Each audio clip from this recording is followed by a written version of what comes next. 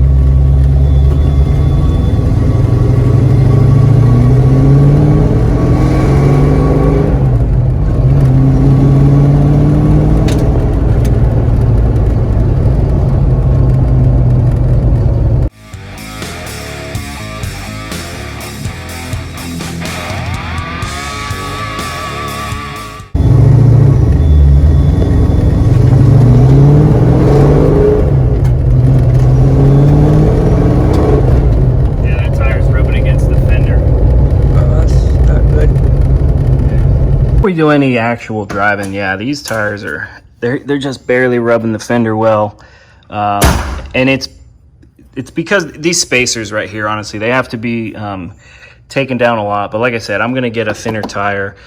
For now, I was just kind of curious where the log is at as far as cruising, but I think before I drive this thing anywhere else, I need to get this tightened up, because I don't want to be cruising down the road and then have one of these things blow off on me. Until I get a set of thinner tires on this thing, can't really be driving it around because I don't want to be out on the road and popping a tire off this thing.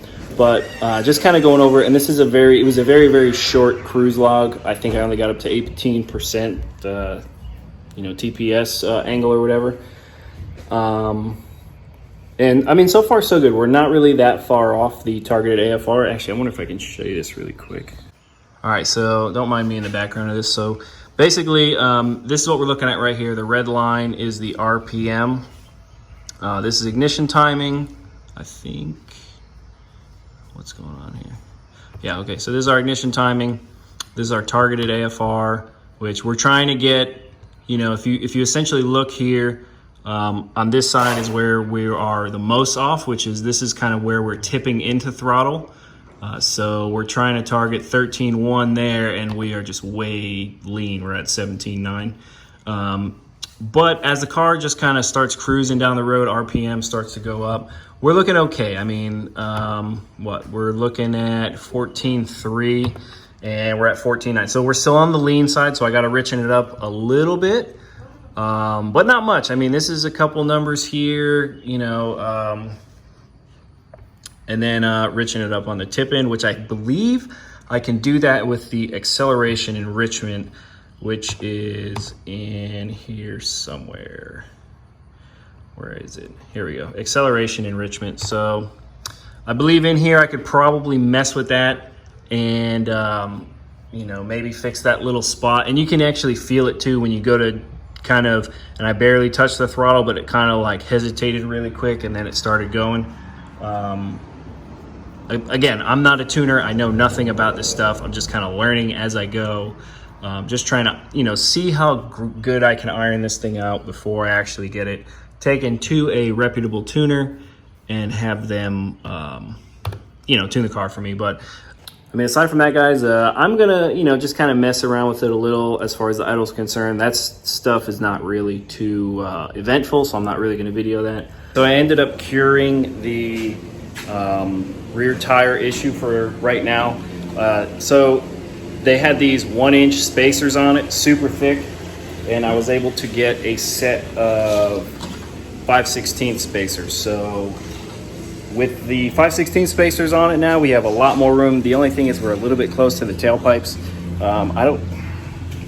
Like I said, I'm gonna be switching this tire. Either the tire or the transmission's going, because one's gonna blow up the other. So if I keep the 2810.5s, I'll go with like a C4 transmission or something.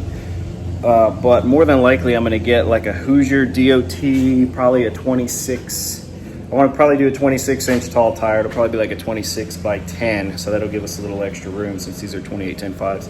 I don't know if you can exactly tell, the tire before stuck out probably to about here, but now the tire is tucked up under it. I still am going to have to roll this portion right here, but that's not really a huge issue. I could still at least cruise around, do some logging and stuff like that. I've already kind of pulled down on the chassis. I put all my weight on it, and we're good so far. So I'm gonna back the car up really quick, jack it up, stick these 5/16 spacers on the front, and that should set the offset on the front perfect. And then from there, we can keep moving forward.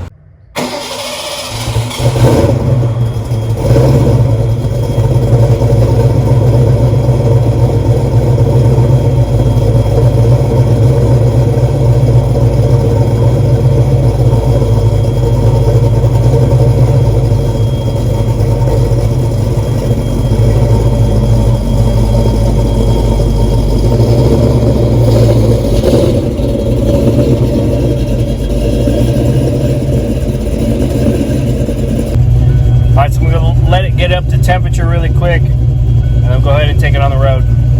Yep.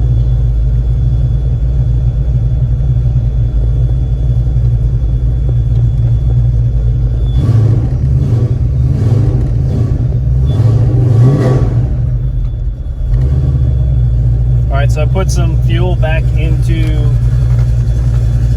the map for cruising speeds because it was really lean. I'm trying to just work that out so the car cruises nice and smooth, because right now it's bucking really a good amount, but it feels pretty good under wide open throttle. So let's see how this works out. I'm just going to do a small cruise, and then maybe on the way back I'll probably go from like 3,000 to 4,500 under wide open throttle.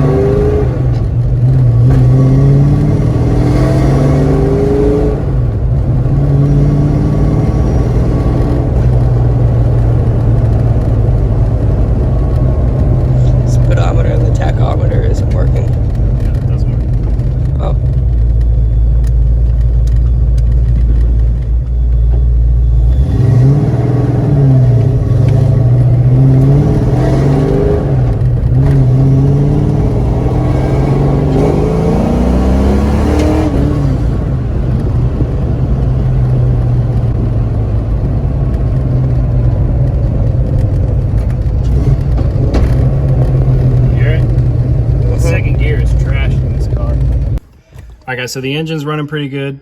The transmission, I don't know if you hear it, this transmission is just god-awful. So, I mean, it's at least going to have to come back out. And I don't know. I would love to keep it stick, but we'll see. For now, I can still kind of mess around with it. Honestly, I'll just mess around with it until I blow it up. But it's eventually going to have to come out. And then also, I don't know if you can hear, the rear is clunking really bad. When I crawled under the other day, two of the bushings are actually just completely shot. So I'm going to replace those here in the next few days so we can at least drive around comfortably. But yeah, this transmission, this thing is done.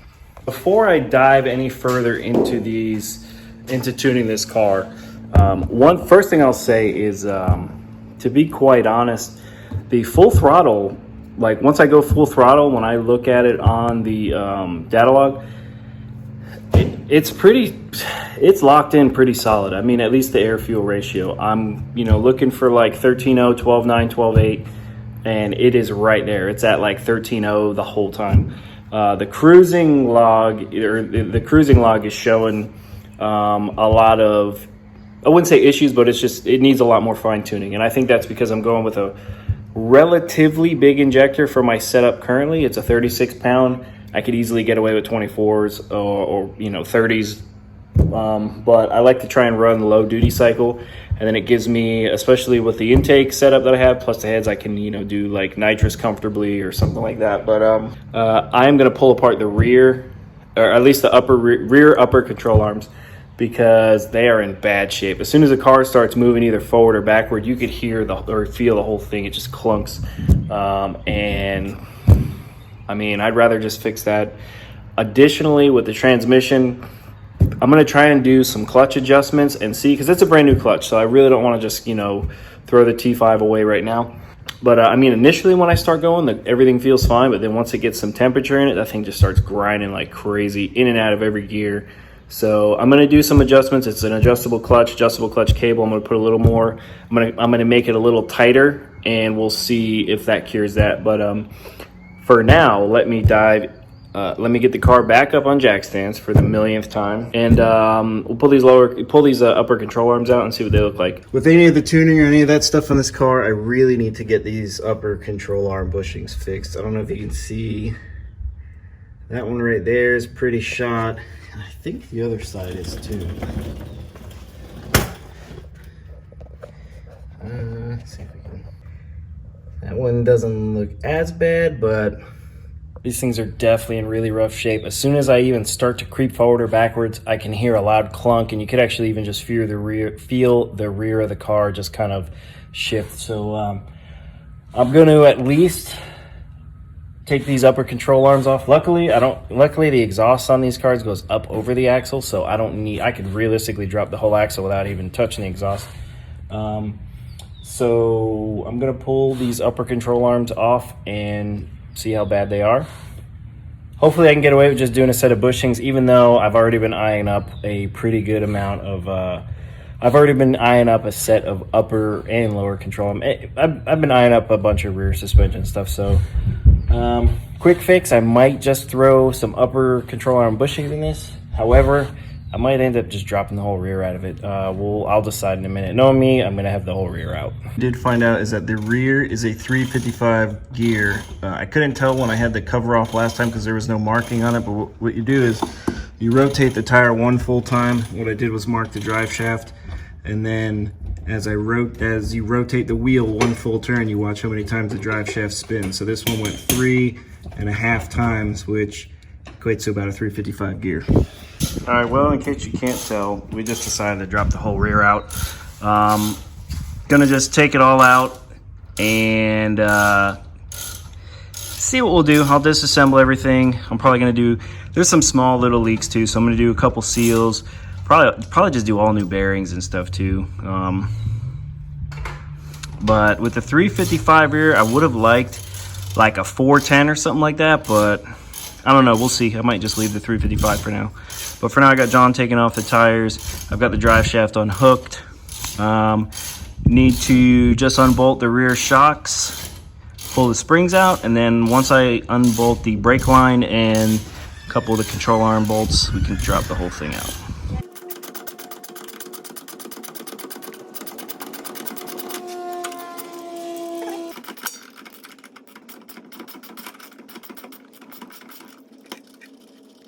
All right, so all I'm gonna do is lower it, and when I lower it, that spring, you're gonna be able just to pull it right out.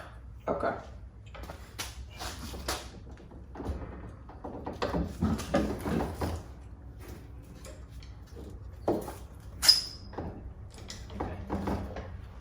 Got it? This rubber part is right. Huh? John, lift it up and pull it out from the bottom. There you go. See? It's too easy.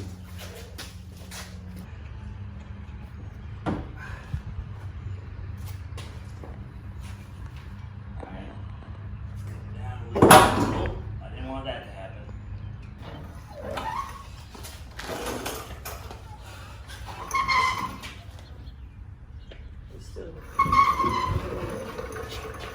All right. Someone launched this thing way too many times.